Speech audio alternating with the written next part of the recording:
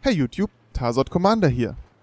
Ich freue mich, euch nach einiger Verzögerung endlich die erste Folge 100 Kills präsentieren zu können.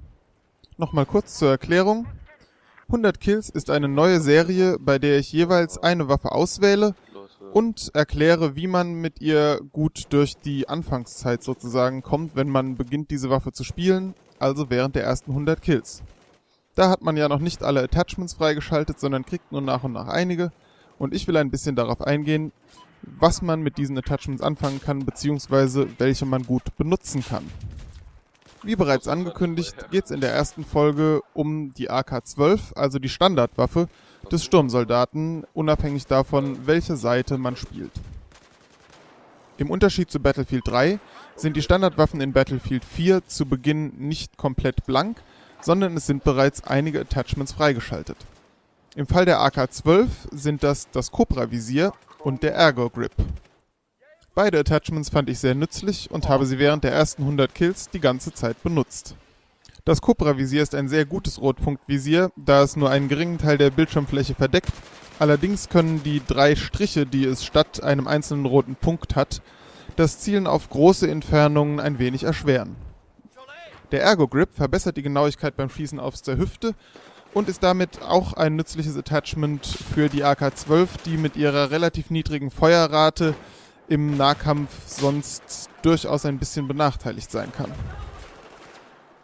Das weitere Zubehör, das man im Lauf der ersten 100 Kills mit der AK-12 freischaltet, sind der Mündungsfeuerdämpfer, das POSO-1 Vierfachvisier, die abgekippte offene Visierung, der Angled Grip, der schwere Lauf, das PKA 3,4-fach Visier, das Flashlight, das Zweibein, der Compensator und das PKA-S Holovisier.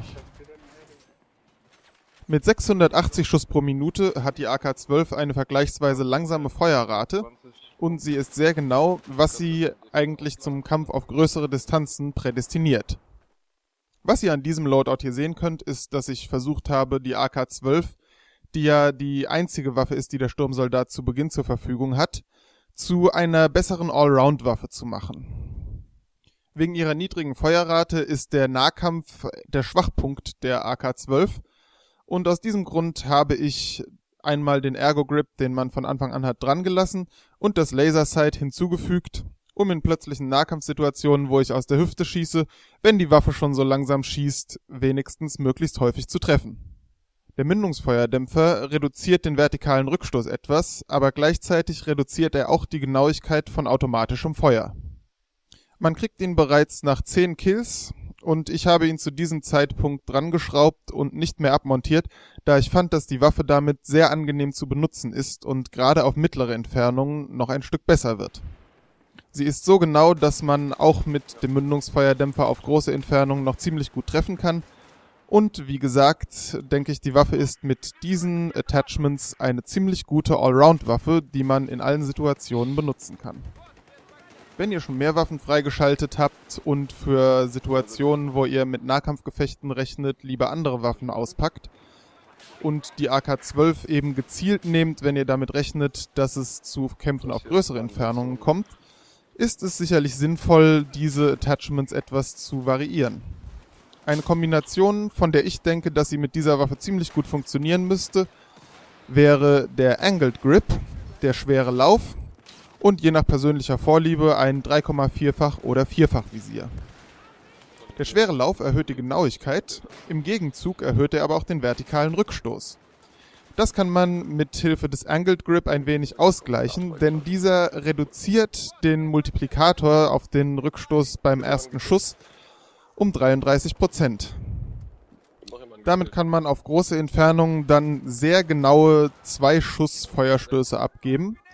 Allerdings verliert man natürlich die Vorteile der anderen Attachments, das heißt, man hat ein schlechteres Hipfire, als wenn man den Ergo-Grip benutzt. Und auf mittlere Entfernungen hat man, anstatt den reduzierten Rückstoß des Mündungsfeuerdämpfers zu haben, hat man den erhöhten Rückstoß des schweren Laufs, was die Waffe eben bei Dauerfeuer deutlich schwerer zu kontrollieren macht. Um mit diesem Loadout im Nahkampf nicht total aufgeschmissen zu sein, kann man entweder die abgewinkelte offene Visierung benutzen, wenn man ein großes Visier ansonsten montiert hat und damit im Nahkampf benachteiligt werde, oder ein Flashlight benutzen, um die Gegner zu blenden, oder eben das Lasersight weiterhin benutzen, mit dem man die Hüftfeuergenauigkeit ein wenig erhöhen kann. So viel also zur AK-12.